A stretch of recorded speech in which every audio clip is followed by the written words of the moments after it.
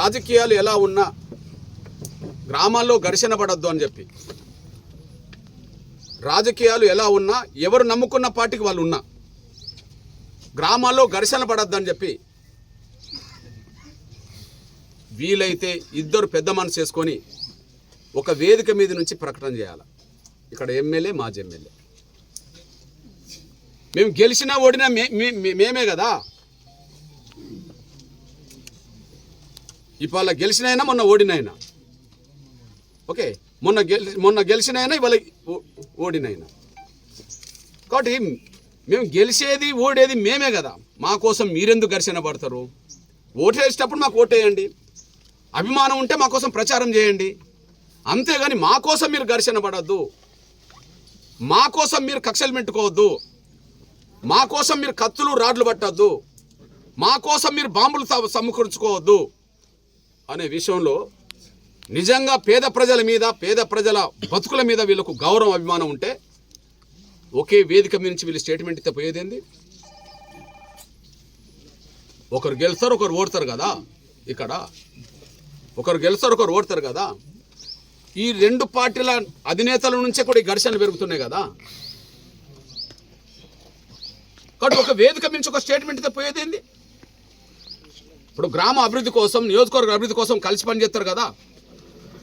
ఉదాహరణకు ఏదన్నా ఒక కేంద్ర ప్రభుత్వం ద్వారా ఒక సమస్య పెండింగ్ ఉందనుకో, అఖిల పక్షాలు వెళ్తాయి కదా. లేదా ఒక ముఖ్యమంత్రి ఏదైనా సమస్య మీద అందరు అభిప్రాయం తీసుకోవాలనుకున్నారనుకో, ముఖ్యమంత్రులు అఖిలపక్షం సమావేశాలు పెడతారు కదా. ముఖ్యమంత్రులు, ప్రధానమంత్రులు అఖిలపక్షం సమావేశం పెట్టినప్పుడు అధికారంలో ఉన్నోళ్ళే కాదు, ప్రతిపక్షంలో ఉన్నోళ్ళు కూడా సమావేశాలు పాల్గొంటారు కదా. అట్లనే ఈ నియోజకవర్గంలో శాంతిని కాపాడడానికి, ఈ నియోజకవర్గంలో రాజకీయ విభేదాలు ఘర్షణ రూపంగా దాల్చకుండా ఉండడానికి, శాంతిని నిలుపుకునే ప్రక్రియలో ఎమ్మెల్యే ఆధ్వర్యంలో మాజీ ఎమ్మెల్యేలను కలుపుకొని వివిధ రాజకీయ పార్టీల పెద్దలతో ఒక శాంతి సమావేశం జరపవచ్చు కదా. కొన్ని సమయంలో అఖిల పక్షాలు జరుగుతాయా లేవా? సమస్యల మీద ముఖ్యమంత్రులు అఖిలపక్ష సమావేశాలు పెడతారా లేరా? అధికారం ఉన్నోళ్ళతో మాట్లాడరు కదా, ప్రతిపక్షంతో అభిప్రాయం తీసుకుంటారు కదా, ప్రధానమంత్రులు తీసుకుంటారు కదా. మరి ఈ రెండు నియోజకవర్గాల్లో ప్రధానంగా ఇప్పుడు గురిజాల సమస్య మీద అధికారం ఉన్న ఎమ్మెల్యే శ్రీనివాసరావు గారు అనుకుందాం, ఆయన నాయకత్వంలో శాంతి నెలకొల్పుకోవడానికి ఒక సమావేశం పెట్టవచ్చు కదా. మహేష్ రెడ్డి గారిని మాజీ ఎమ్మెల్యేని ఆహ్వానించవచ్చు కదా. శాంతి కావాలి కదా. పేద ప్రజలు ప్రతి దాడులు చేసుకొని చచ్చిపోవద్దు కదా. శాంతిని నిలుపుకునే విధంగా ఒక సమావేశం ఏర్పాటు చేయండి. అట్లనే నేను గౌరవ ముఖ్యమంత్రి నారా చంద్రబాబు నాయుడు గారికి విజ్ఞప్తి చేస్తున్నా, గౌరవ ప్రతిపక్ష నాయకుడు వైఎస్ జగన్మోహన్ రెడ్డి గారికి కూడా విజ్ఞప్తి చేస్తున్నా. ఈ ఇద్దరు ఒక వేదిక మీదకి వచ్చి చేసినా సంతోషం, ఒక వేదిక మీదకి వెంటనే రాలేని పరిస్థితిలో ఉన్నా బహిరంగంగా అప్పీల్ చేయండి ప్రజలకు. ఎవరు నమ్ముకున్న పార్టీలో వాళ్ళు కొనసాగండి. ఏ పార్టీ మీద అభిమానం ఉంటే ఆ పార్టీకి ప్రచారం చేసుకోండి. ఏ పార్టీ మీద అభిమానం ఉంటే వాళ్లకు ఓటేయండి. కానీ ఎన్నికలు కౌంటింగ్ జరిగిన వెంటనే ఆ రాజకీయ కనీస విభేదాలు కూడా మర్చిపోండి. గెలిచినా ఓడినా గ్రామాల అభివృద్ధి కోసం అందరూ కలిసి పనిచేయండి అని చెప్పి, గెలిచినా ఓడినా గ్రామాల అభివృద్ధి కోసం సమిష్టిగా కలిసి పనిచేయండి అని చెప్పి, రాజకీయ కక్షలు, రాజకీయ విభేదాలు రాజకీయ కక్షలుగా మారకుండా చూసుకోండి. రాజకీయ కక్షలు ఒకరినొకరు దాడులు చేసుకునే సంస్కృతి రాకుండా చూసుకోండి. ఒకరినొకరు చంపుకునే పరిస్థితి రాకుండా చూసుకోండి అని చెప్పి ఇద్దరు అధికారంలో ఉండబడే చంద్రబాబు నాయుడు గారు ప్రకటన చేయాలి, ప్రతిపక్షంలో ఉండబడే జగన్మోహన్ రెడ్డి గారు కూడా ప్రకటన చేయాలి. ఇక్కడ ఎమ్మెల్యేలు కనుక అఖిలపక్షం నిర్వహించుకొని ఈ శాంతి సందేశాన్ని గ్రామాలకు పంపగలిగితే, నిజంగా అధికారం ఉండబడే గౌరవ చంద్రబాబు నాయుడు గారు, ప్రతిపక్షంలో ఉండబడే గౌరవ జగన్మోహన్ రెడ్డి గారు కనుక ఈ బహిరంగ స్టేట్మెంట్ ఇవ్వగలిగితే, పోలీస్ యంత్రాంగం స్వతంత్ర భూమిక పోషించి శాంతి భద్రతలు కాపాడగలిగితే, నాకు తెలిసి మందా సాల్మన్ లాంటి హత్యలు మరొకటి జరగకుండా ఉండడానికి దారితీస్తుంది, ఘర్షణలు తీవ్రం కాకుండా దారితీస్తుంది. కేవలం ప్రచారం ఓటింగ్ వరకు మాత్రమే రాజకీయంగా చూసుకోవడానికి దారితీస్తుంది. ఆ తర్వాత ఘర్షణ రూపం దారడానికి దారితీయదు. నేను నిజంగా తమ్ముడు సాల్మన్ సోదరుతో అన్నోజీరావుతో ఇప్పుడు మాట్లాడాను. ఆయన ముందే స్టేట్మెంట్ ఇచ్చిండట. భార్య, 2 ఆడబిడ్డలు, 2 కొడుకులు, 5గురితో మాట్లాడాను. మీరు ఏం కోరుకుంటుండ్రని కూడా నేను అడిగా. ఓకే, నాన్న హత్య గురి అయ్యాడు కదా, మీరు భవిష్యత్తులో ఏం కోరుకుంటున్నారు? రేపు ఈ పార్టీ పోయి ఇంకో పార్టీ వచ్చిందనుకోండి, భవిష్యత్తులో మీరు ఏ నిర్ణయం తీసుకుంటారంటే, వాళ్ళు ఆత్మసాక్షిగా ఒకరినొకరు అందరు కలిసి మాట్లాడింది ఏంటంటే,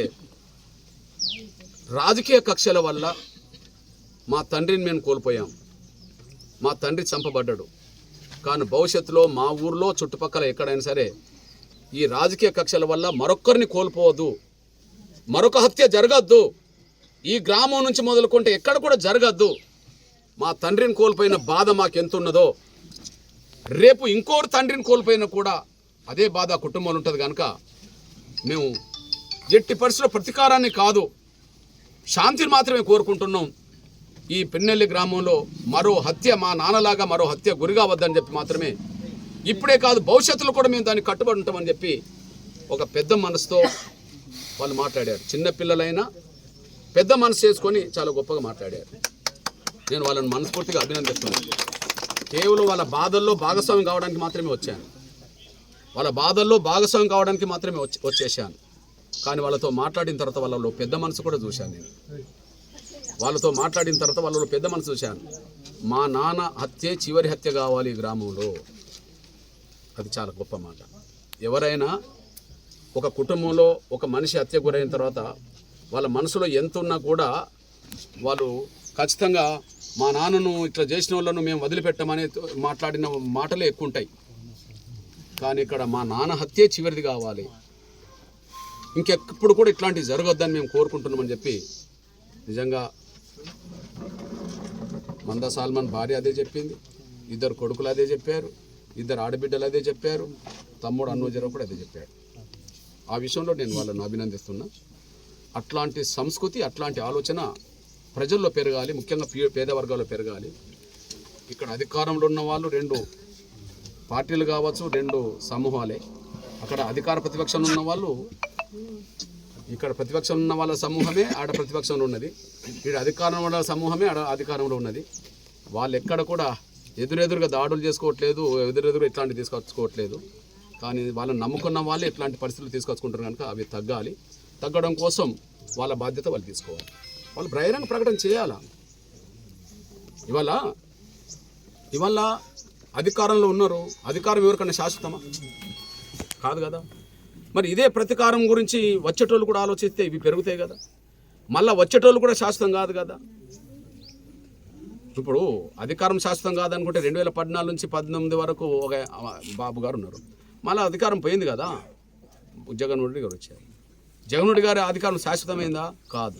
మళ్ళీ బాబు గారు వచ్చారు. అధికారం ఎవరికి శాశ్వతం కాదు.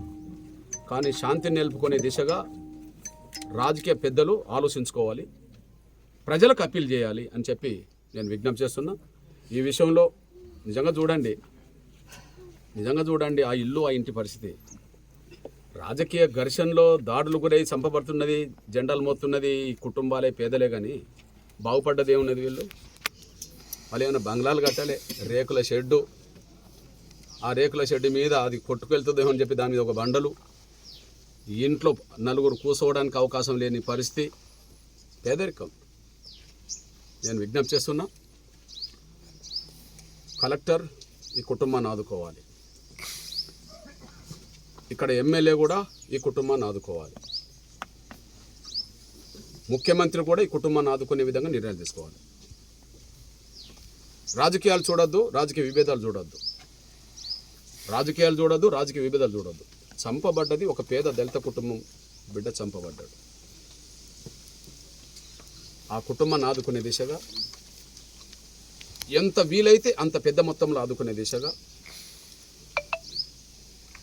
ముఖ్యమంత్రి చొరవ తీసుకోవాలి, ముఖ్యమంత్రి ముందుకు రావాలి, ఇక్కడ ఎమ్మెల్యే చొరవ తీసుకోవాలి, కలెక్టర్ కూడా ఈ కుటుంబాన్ని ఆదుకునే దిశగా ముందుకు రావాలని చెప్పి నేను విజ్ఞప్తి చేస్తున్నా. నా విజ్ఞప్తిని పరిశీలిస్తారని చెప్పి ఆశిస్తున్నాను. ధన్యవాదాలు.